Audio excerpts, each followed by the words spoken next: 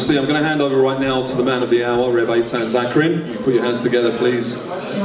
Put your hands together for Reb Aitain Zacharin, the honoree, this evening's honoree. A deserved honour, and Aitan's going to share some words with us. I know we're eating. If we can keep the chinking and the chonking down a little bit, that'd be great. He said no, see. Okay, fine.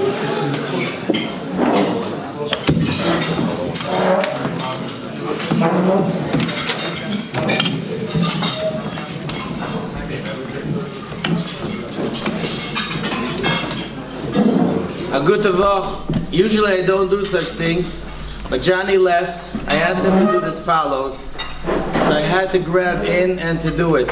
What you saw before on the screen over there was one thing was not mentioned: the hours and hours and hours, days and nights that Bradley Rubenstein put in order to get it straight, in order to get it moving.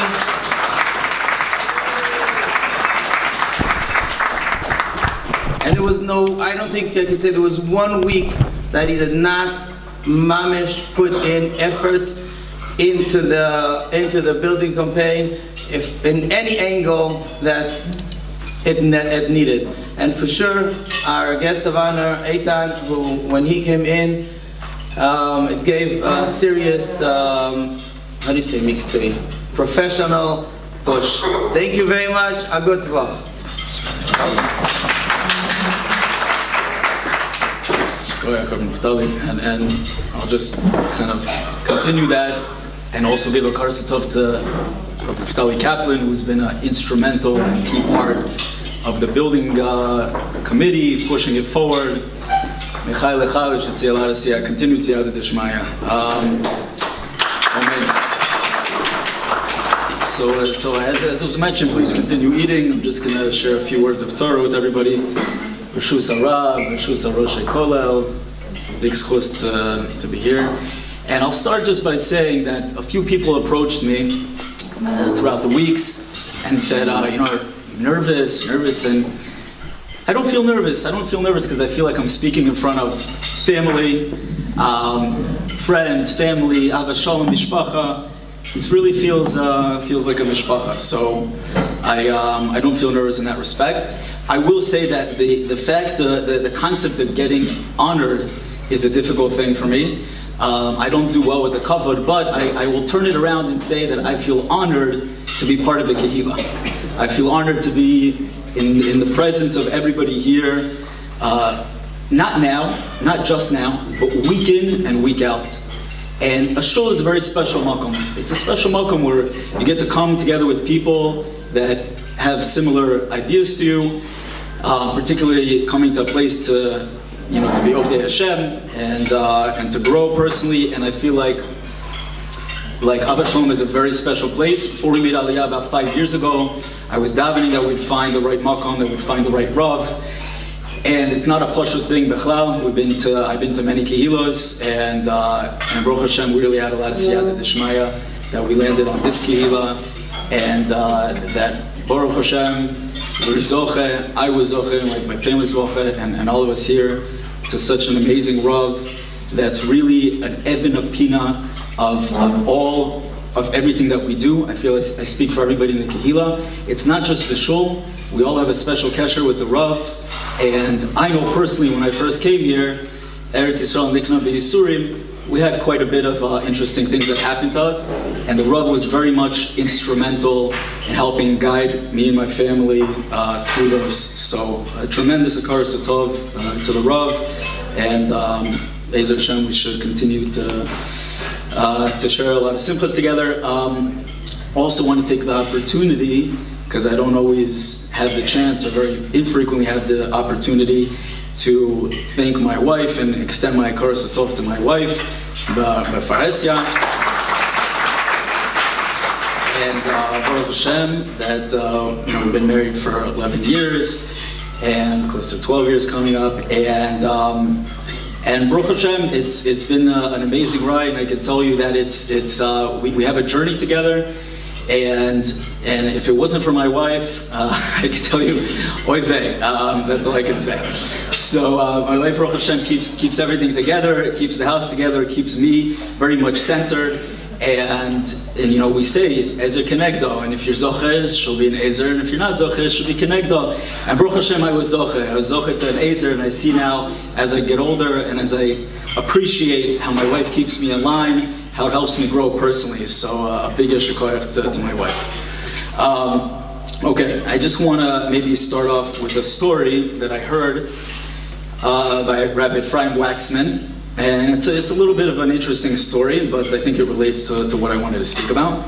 So the story goes like this. This is a true story, by the way. Maybe you've heard already. I don't think it's a new story, but there's a group of Balabatim, I think in Eretz Yisrael the story takes place, that they have a Balabat shul, and they have a kehillah, and they learn in the mornings, and they learn daf, amud a day, and eventually, they make siyumim together.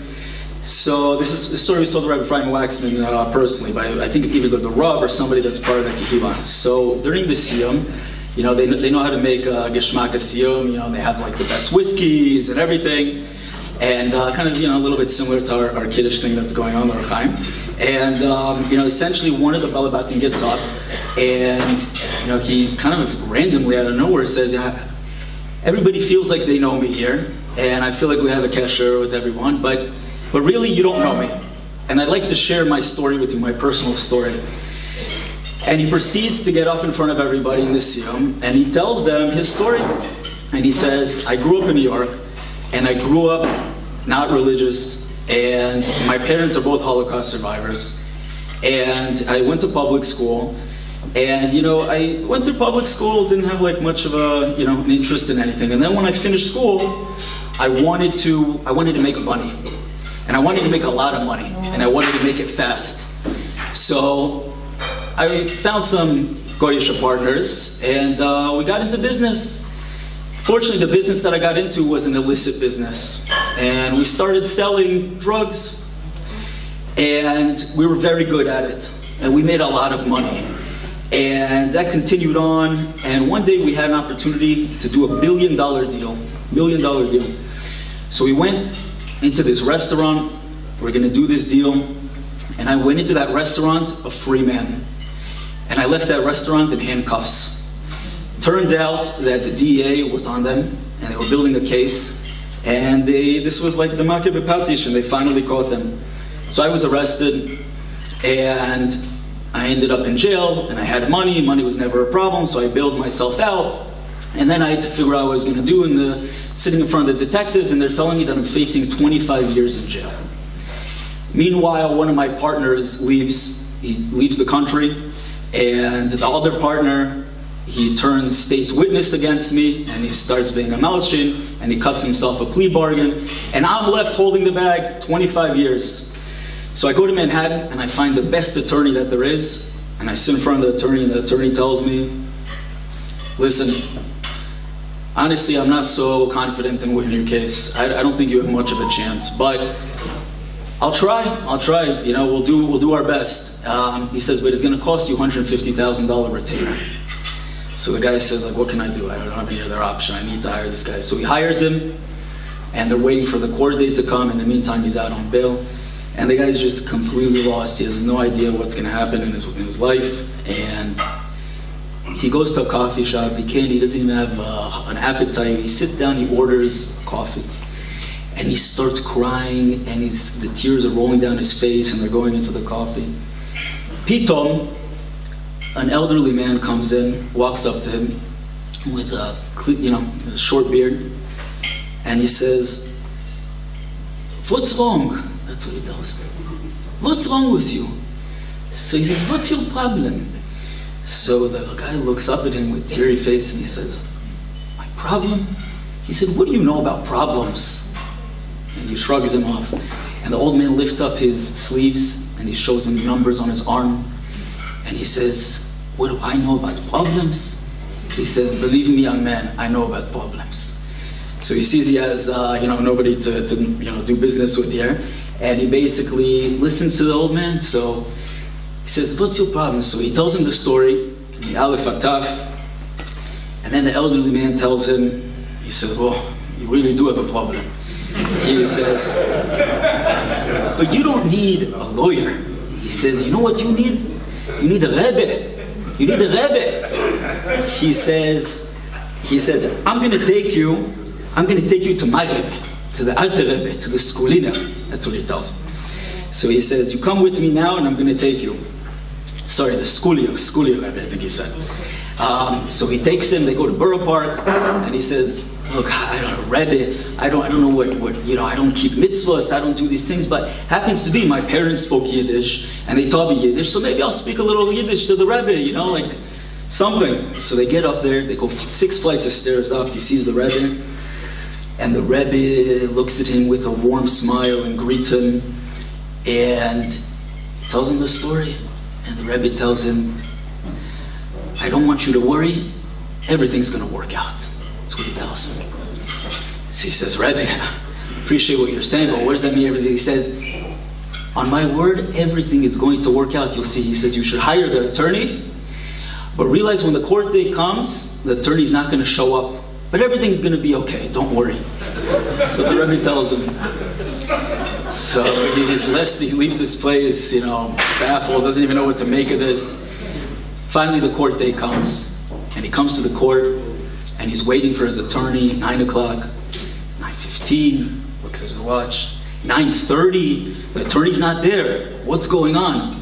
Finally, he gets a phone call at 9:45, and the attorney tells him, listen, I'm sorry, I got caught out of state, I can't make it. But don't worry, I'm going to send my associate. It's fine, everything's going to work out, don't worry. Associate, he can't believe, he hangs up the phone. 15 minutes later, a young guy comes in, 21 years old, and he looks at him and he can't believe it. And he says, this is what I paid $150,000 for. I hired the best attorney. I mamish have no chance now. This 21-year-old kid, what is he going to do for me? He goes in, he's remembering the Rebbe's words, and sits down, and all of a sudden his attorney gets up, starts speaking in front of the judge, starts explaining things and going to whole arichos. 15 minutes goes by, and the guy can't even understand what his attorney's saying. He's just completely lost. Half an hour goes by, 45 minutes, he can't believe he's talking for so long. He looks at the judge's face, and he sees that the judge's starting to get annoyed. So he's looking, he's thinking this guy's gonna wrap up soon. 11 o'clock, a whole hour this guy spoke. Pitom, the judge takes his gavel and he slams it on the desk, and he says, he looks at the DEA and he looks at the other attorneys of the opposing side, and he says, this was your case? This is what you guys brought? There's nothing here. Case dismissed. And he sends the guy on his way. The guy is baffled. He has no idea what just happened. He turns around, he looks at this attorney, and he says, this was amazing. 15 minutes afterwards, I had no idea what you were saying. You were up there, you were talking this, and he said, tell me, you have an incredible ability. You must be very experienced. And he tells him, actually, this is my first case. He says, your first case? You've never done this before? He says, so how in the world did you do it? He says, actually, it was quite simple. He says, the judge is my grandfather. This was a true story. This is not a joke. This is a true story. So he goes back to the Rebbe.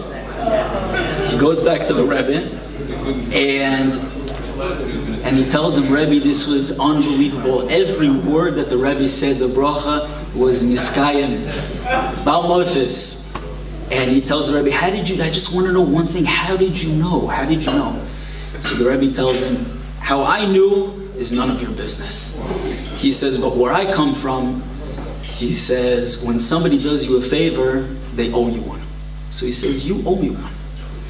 So he says, what can I do for the Rebbe? So he says to him, I want you to go down the street, and there's a sofa over there, and I want you to buy yourself a pair of tefillin, and I want you to wear that tefillin. I don't want you to keep any other mitzvahs, no kashrus, no shat. Just promise me you're going to buy this pair of tefillin, and you're going to wear the tefillin every single day.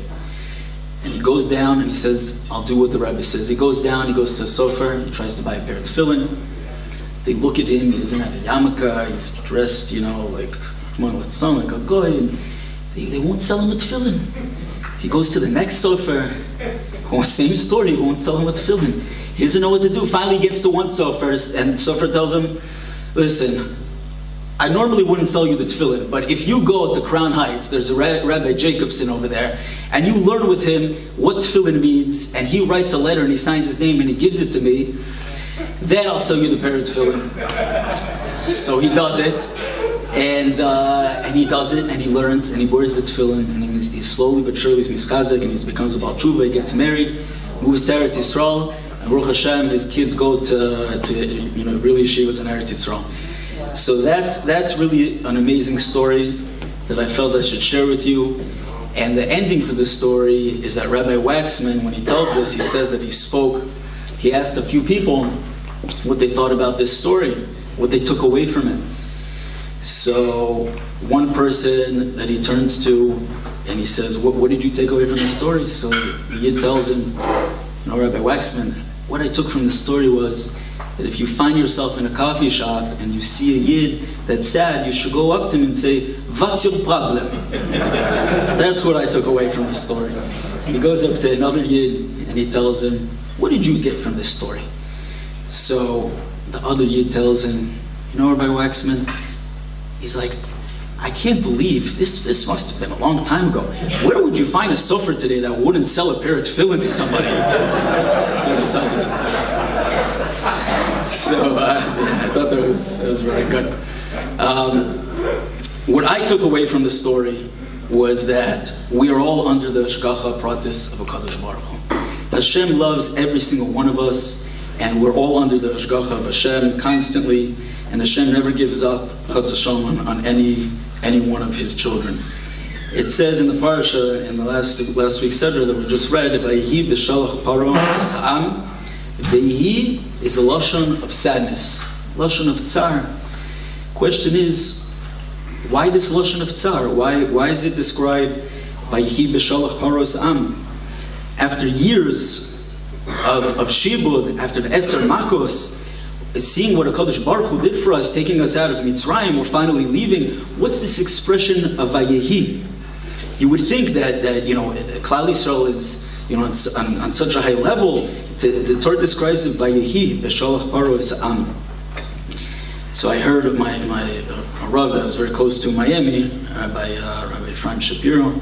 He said that this expression Vayehi, he said, for someone to think that b'shalach paro es ha'am, that anyone took us out but HaKadosh Baruch Hu, that b'shalach paro es ha'am, that Hashem, that Paro actually had something to do with it, he says, for somebody to see it in such a way, that's the Vayehi. That Chas v'Shalom, anybody but HaKadosh Baruch Hu would be involved in taking us out. That Paro was just a pawn in the eyes of Ribono Shel Olam. It's brought down that we learn emuna from the tzvi. What's the tzvi? Tzvi is tzaddik b'emunaso yichya. The gematria of tzvi is 102, and the gematria of emuna is also 102. Why do we learn emuna from a tzvi? So I heard a word that the reason that we learn emuna from a tzvi is because a tzvi, before it jumps so gracefully, it takes a step back. And sometimes in our life, before we can achieve a moment of greatness, before we can jump into that moment of emunah, we sometimes fall back. And it's that fall back, that step back, that actually enables us to spring forward so gracefully. I want to share a short personal story that only, I think, 3 people maybe in this room know. About 2 years ago, a year and a half, on Erev Tisha B'Av, I was in my house, and pitom, I felt like a little something in my ear. It wasn't really painful, I just felt something. So I took a Q-tip, and I just went like this, not really knowing what was going on there. And I saw on this Q-tip that I had blood that came out of my ear. So I thought that was a little bit odd, that there was blood coming out of my ear. But I didn't think much of it.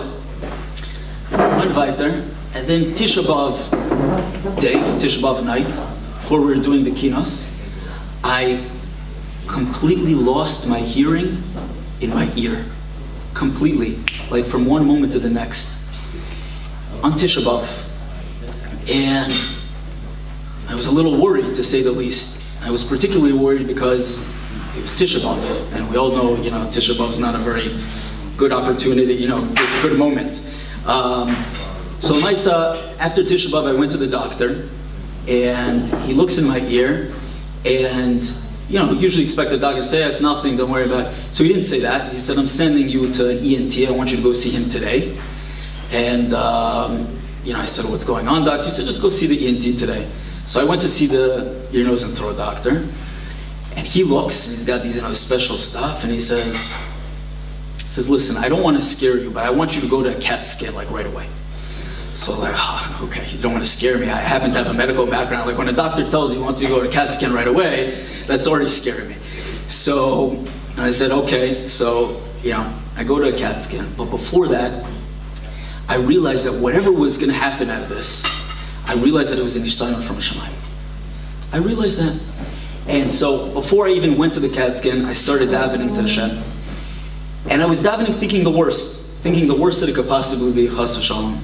And I remember being right outside of the kosel, going up to the kosel, and I called Rav Zacharias, and I told him what was going on. And I said that, the doctor's concerned, and he doesn't know what it is. And I said, Rav Zacharias said, I'm going to daven that Beis Hashem, this is nothing, but I know that everything is in Kadosh Baruch Hu's hands, and Hashem will ultimately decide what's the outcome here. And the Rav was very mechazik me, and I was davening for a few days, beretzef in the kosel, and pouring out my heart to Kadosh Baruch Hu, that everything should go well. And I did the CT scan, and the CT scan comes back, and Baruch Hashem, it wasn't as serious as they thought. They thought that maybe Chas v'Shalom was like a tumor that was protruding through my ear, from my brain, Chas v'Shalom, something. They thought the worst, but it wasn't that serious. And then I had a surgery that was scheduled thereafter, and whatever it was, they removed. So I remember thinking this last Rosh Hashanah, when I was davening to Hashem, I remember this, it just hit me mamish on Rosh Hashanah. I said that Hashem mamish saved me. Kadosh Baruch Hu saved me. I thought about the whole situation, how it unfolded, and it ended up in a minor surgery. And I said, could you imagine, Chas v'Shalom, if this was something serious that they thought it was? My whole mitzias, my whole reality in my life would have changed from that moment on. My family, everything that I would have known would have changed to such a degree. And I started following it. I said, I started thanking Hashem. Thank you, Hashem, that I didn't have to go into all of these things and procedures that would have happened had it would have been the more serious thing. And that was a tremendous chesed that I realized the Kadosh Baruch Hu did me, because it could have turned out the complete opposite. The complete opposite. After Az Yashir, it says a pasuk, Ki ani Hashem rofecha. When a person realizes that everything is from the Ribono Shel Olam, everything is ad v'ad bichlal, is from a Kadosh Baruch Hu. When a Yid realizes Ki ani Hashem, and we're in the hands of the Ribono Shel Olam, everything is from Kudsha Brechu, then he achieves Rofecha. Ki ani Hashem, Rofecha. He achieves the tranquility, he achieves the bitachon, he achieves the ability to recognize Hashem in everything in his life. And I'll just close by saying that when Parah was chasing us, that sometimes in our life we see things and we daven for things and it doesn't turn out the way that we want it to. And we question whether Kadosh Baruch Hu is in our lives. We question, maybe it's something that I did, maybe I'm not on that madrega to ask these things. And it's probably chisar. Hashem is kula tov, and Hashem wants to be meitzif tov, but maybe it's a chisar in me that Hashem's not giving me what I'm asking for, or what I feel like I really need. So we learn a Moradika understanding here from the story of Yetzias Mitzrayim. It says, when Paro was chasing us, v'yitzaku b'nei Yisrael el Hashem, v'yomru el Moshe, bli ein kevarim in Mitzrayim, that there's not kevarim in Mitzrayim, that Hashem couldn't have taken us back to Mitzrayim and left us there. Why do we have to die here in the wilderness like this? So ask the Ramban, did they cry out to Hashem or did they complain to Moshe? Which is it? So the answer is both. That first we cried out to Hashem because we really believed that Hashem could help us. But when we saw that Paro wasn't turning around and was still chasing us, then we complained to Moshe. As if Kivyachol Hashem didn't hear our tefillas, didn't hear our bakashas, so now we have to turn to Moshe, right? Says the Telzer Rosh Hashiva, Rav Chaim Stein, it ended up that Hashem did it this way. He was answering us. Hashem did answer us all along. He made Paro chase us into the Yam. He made him get his onesh. He did unbelievable nisim and iflos with us, 250 makos. We were zochet to tremendous nevuah, to say zeh kehillah ve'anvehu. Mida keneged mida, we saw with the Mitzrayim that did to us, how they were being punished. And the incredible hashgacha pratis that Hashem showed us during that time and for all generations. And this was thousands of years ago, but nothing has changed. Everything is still the same. Our hazanaga with the Kadosh Baruch Hu is still the same. And Hashem constantly hears our tefillos and bakashos, and we should never feel for one moment that Hashem is not with us and not hearing us. Avinu Shabbat loves us. Doesn't matter what nisayon we're facing. Doesn't matter what Hashem puts in front of us. Hashem is there with us, and He wants us to grow and build a kesher with Him. So I would just want to give a bracha, a sincere, heartfelt bracha to my mishpacha here, my broader mishpacha, that we should always be zoche to be under the kanfei Shechina, to be under the hashgacha pratis of Hashem. We should be zoche to grow together as a kehillah. This is an amazing kehillah, an amazing kehillah. I should tell you, I've been to many kehillahs, even in our community, but the Ava Torah here, the fact that we can get so many people to come together and learn to do a siyum, not just now, all the time, that's what brings us together. Ahavas Shalom is a place where you have so many different people from different backgrounds here. And what really brings us together, when I describe the shul to people, is I say to people, we're all here because we have a kesher, we want to grow as Yidden, we want to grow together, and we want to grow with the Rav. We want the Rav to give us a dracha and help us grow. And that's the emes, and I feel like that's a very unique place. We should always hold on to that, Be'ezer Hashem. We should be metzliach and always share in simchas together. Be'ezer Hashem, thank